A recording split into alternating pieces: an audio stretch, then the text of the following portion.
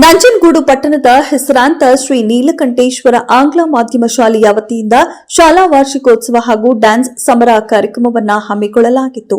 ಪಟ್ಟಣದ ಊಟಿ ರಸ್ತೆಯಲ್ಲಿರುವ ಕಬ್ಬಳ್ಳಿ ವೀರಶೈವ ವಿದ್ಯಾರ್ಥಿ ನಿಲಯದ ಆವರಣದಲ್ಲಿ ನಡೆದ ಕಾರ್ಯಕ್ರಮದ ಉದ್ಘಾಟನೆಯನ್ನ ಕ್ಷೇತ್ರ ಶಿಕ್ಷಣಾಧಿಕಾರಿ ಮಹೇಶ್ ಸೇರಿದಂತೆ ಮತ್ತಿತರ ಗಣ್ಯರು ದೀಪ ಬೆಳಗಿಸುವ ಮೂಲಕ ನೆರವೇರಿಸಿದರು.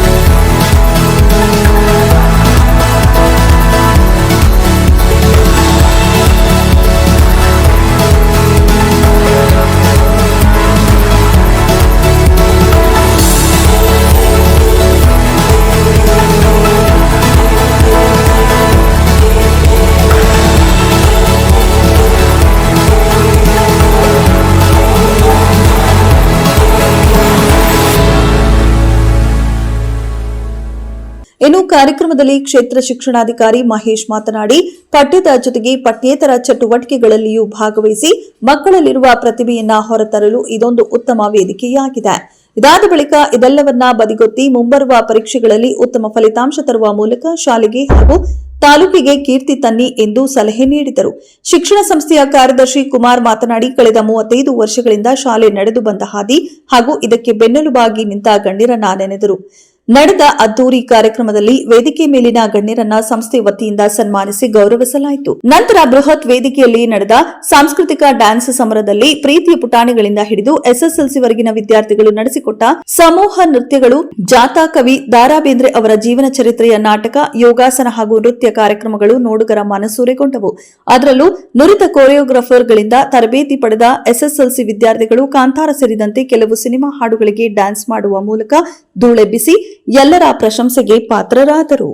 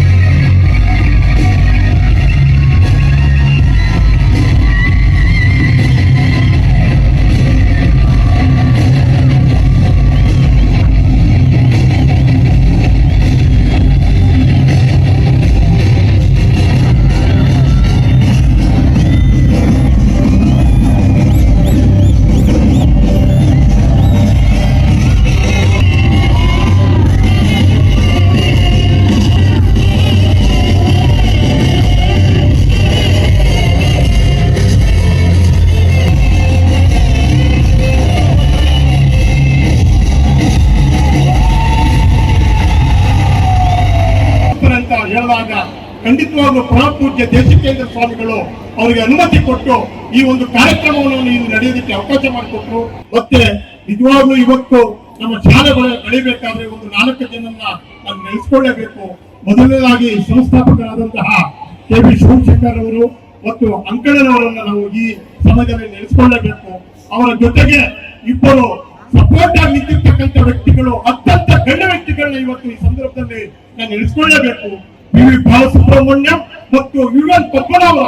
ನಿಜವಾಗ್ಲೂ ಅವರಿಗೆ ಒಂದು ದೊಡ್ಡ ಚಪ್ಪಾಳೆ ಕಟ್ಟಿ. ನಿಜವಾಗ್ಲೂ ಯಾಕೆ ಅಂತ ಹೇಳಿದ್ರೆ ಇವತ್ತು ನಮ್ಮ ಒಂದು ಸಂಸ್ಥೆ ನಿಂತಿರ್ಬೇಕಾದ್ರೆ ಅವರಿಬ್ರು ಕಾರಣಕರ್ತರು ಅಂತ ನಾನಾದ್ರೂ ಇವತ್ತು ಭಾವಿಸ್ತೇನೆ.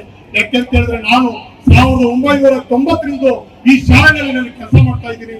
35 ವರ್ಷಗಳಿಂದ ಕೆಲಸ ಮಾಡ್ತಾ ಇದ್ದೀನಿ. ಅವರಿಗೆ ನಾನು ಅವತ್ತಿನ ದಿವಸ ನನಗೆ 22 ವಯಸ್ಸಾಗಿತ್ತು ಅಷ್ಟೇ.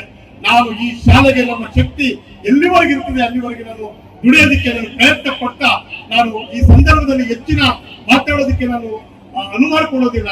ಜೊತೆಗೆ ನಮ್ಮ 3 ಗಣ್ಯ ವ್ಯಕ್ತಿಗಳು ಇವತ್ತು ಹೋಗ್ತಾ ಇದ್ದಾರೆ, ಅವರು ಸಹ ನಾನು ಸನ್ಮಾನ ಮಾಡಲೇಬೇಕು.